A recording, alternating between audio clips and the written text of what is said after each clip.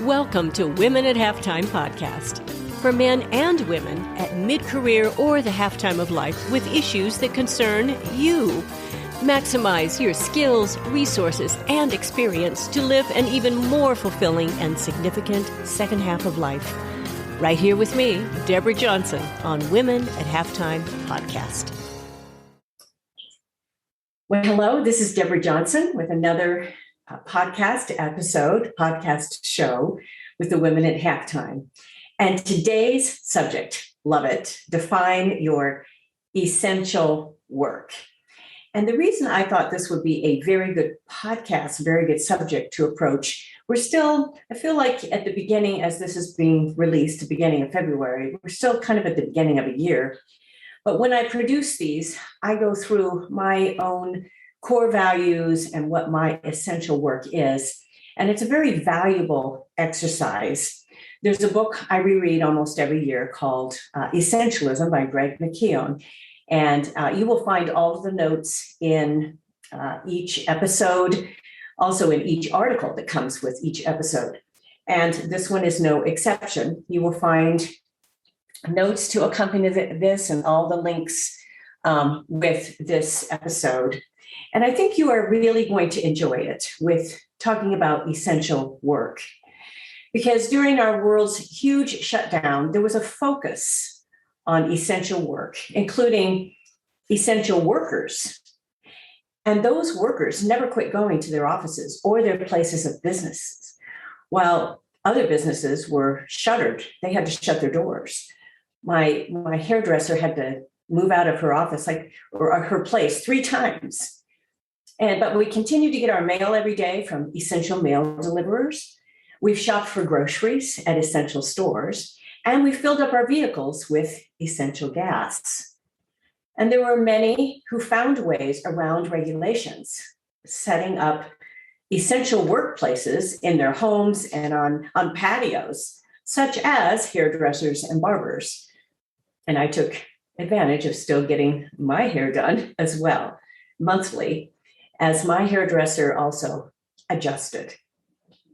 But what I'd like to approach today in thinking about what consists of essential work for each one of us is a very valuable exercise, especially as we start a new year or have the first quarter of the first season. And I actually suggest that we do it quarterly to weed out the non-essentials.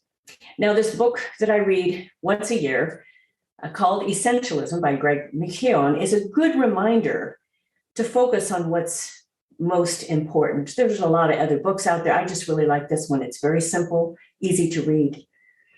Taking the time to focus on essential work will multiply my time and my effectiveness. So we're going to focus here on 3 areas: defining your core values, deciding what is essential work, and making trade-offs. So let's talk about core values. Now, your core values are what drive your every decision. Taking the time to define those values, and get your free download in the article, by the way. Make sure you get that. It'll help you. But defining those core values will serve as a navigation tool for your life and your business, and especially when you're deciding what to do and what not to do. It's not easy to scale them down, but I urge you to focus on only 3 to 5 values. They can be simple, and you can create one chart for your personal values and one for professional. They should actually be very similar. I took the time to once again define my core values this year. And on the top of my list has always been my family and my relationship with my husband. That's listed in my personal core value area, but it crosses over to professional. Because when those relationships are off, it affects everything in my life. And it doesn't mean I discount anything else. I love my work. I love what I do. But it means I pay attention to the important relationships in my life, and I make time for them, including my close circle of friends. Also on my list is the time to think, produce, and create. It's what I love and what I'm really actually very good at it, is at least the creating part. But this means that I've scaled down live coaching and programs. I only offer a few programs a year, and most are virtual. Now, I do take select live stage events. I love those. And it fits in with my outreach plan for influencing leaders and entrepreneurs for those in my audience demographic. I will continue booking those as long as people want me to come live. But I can't emphasize enough the importance of taking time for putting together and reevaluating your core values. It's not a waste of time. And it helps you weed out those non-essentials. And if you are like most, there is so much noise that it feels strange to be quiet and just to think. As a multitasker that I am, stopping is not an easy task for me, but this process helps me to stay focused. And this year, I'll be posting my core values where I can see them in my office. That'll really help me. It helps me to say no when I'm tempted to say, I can do that. I'm sure you found yourself doing the same thing. Well, let's talk about what is essential. Now, McCallan, in his book, Essentialism, he says almost everything is non-essential. Like, really? Well, this is a drastic statement, but if you were standing on the edge of a cliff and you had a decision whether or not to jump into the water below, your decision could be influenced by a number of scenarios. If there was a shooter aiming right at you, you'd take that risk and you'd jump. That would be an essential jump. Now, most people don't find themselves at gunpoint on an edge of a cliff. We see that in movies, but we tend to put off important priorities until we do feel under the gun. I'm sure you've made decisions where you've looked back and you've realized what you just did was a total time waster. Now, technology projects can definitely feel like that. But what helps in this area is to define exactly what you want to do first. If it's within your reach, the time invested will be worth it. Adding a switcher, such as I'm using right now, it's the A10 Mini, where I can go back and forth, and I can also do slides.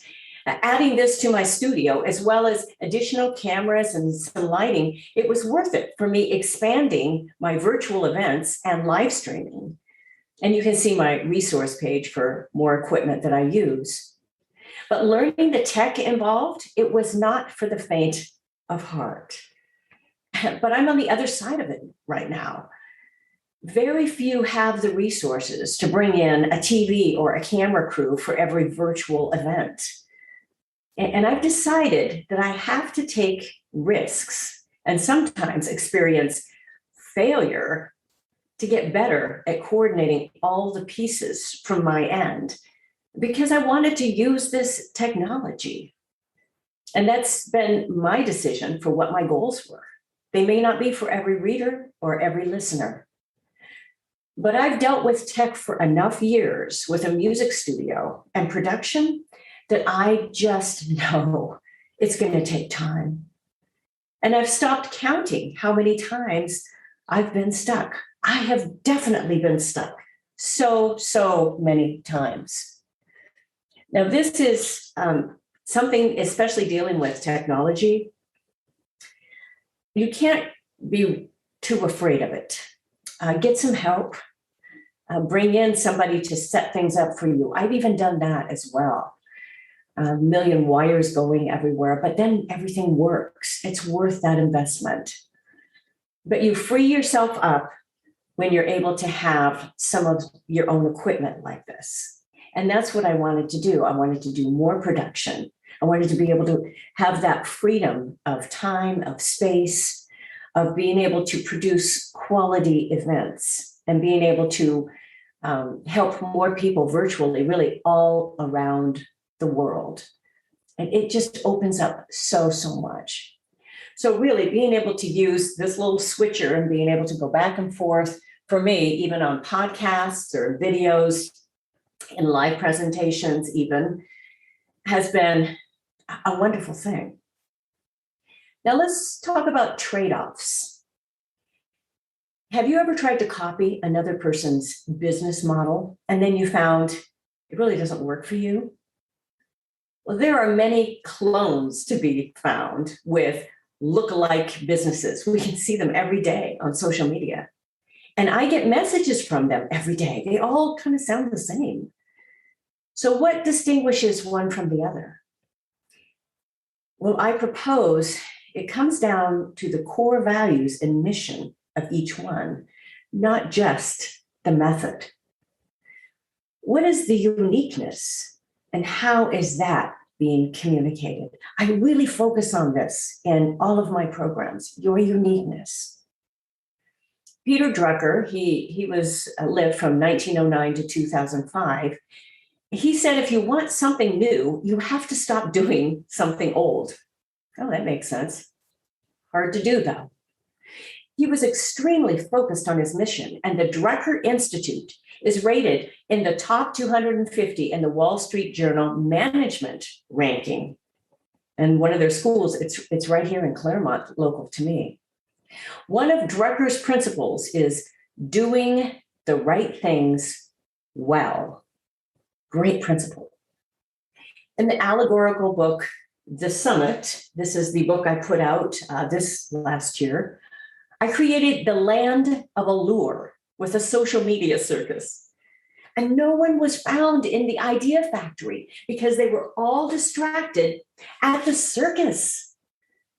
And the seminar clone factory was putting out what you can guess, clone speakers. And the stylist music shop, I wasn't going to leave them behind. They weren't putting out anything new, just repeats of the same old phrases and songs and melodies. And you can get the gist of what was happening with all of the distractions and trade-offs for the wrong focus. Now, that's a fun look at all of this, but it's very true. A good trade-off is deliberate, strategic, and thoughtful. Warren Buffett, he invests in just 10 investments. And he quotes, the difference between successful people and really successful people is that really successful people say no to almost everything. And this applies to finances. My husband would agree, who's been a registered investment advisor for a number of years, because it's easy in that field, in finances, to jump when the market just moves. But that's the wrong move. You have to say no, you have to wait.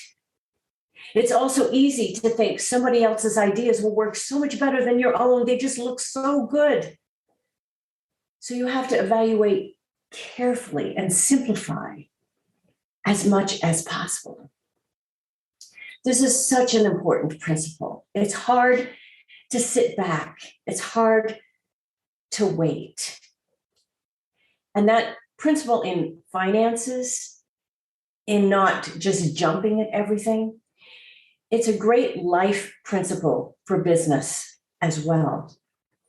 And if you've been anywhere near a stock market, that was one of Buffett's principles as well, that if you're not willing to leave it in for a long period of time, don't invest. You've got to be able to wait out the market. And that's very hard. My husband's worked with a lot of those people who are they're jumpy. They want to get out right away, and they end up losing a lot in the long run. So when you decide to do something, what is essential in your life, what is basic, stick to that. But take time to evaluate, take time to think. I would encourage you to get that journal out. I talk about this as well in the summit. The character Mallory, she journals. Her guide gave her a journal. And it was a way for her to remember what was going on in her journey and where she had been, and she can write where she is going. It's a great little principle. And even I encourage you to look back at things that you've written and also just read them aloud. It might help you just to review and to hear what you have written. It can be just for you. It doesn't have to be for anybody else. I end up posting some of my thoughts. I read them back and I go, oh, that was pretty good. Might as well post that. What is essential? And this has really helped me with a kind of a peace of mind when I'm looking around at really what I want to do. I'm at mid-career at the halftime of life. And this is who most of the people I've talked to. And they're looking to have more significance and not just a career and not just something else to do. They want to be able to make some sort of impact. We've all realized how short life can be. Take the time to think about what you really want to do. What is essential in your life? You are an essential worker, an essential person. And what you do is essential if you're focused in your work that way. I hope you've really, really enjoyed this. This was a really fun one for me to put together because it helped me bring some things together in my life. I love being able to produce these podcasts.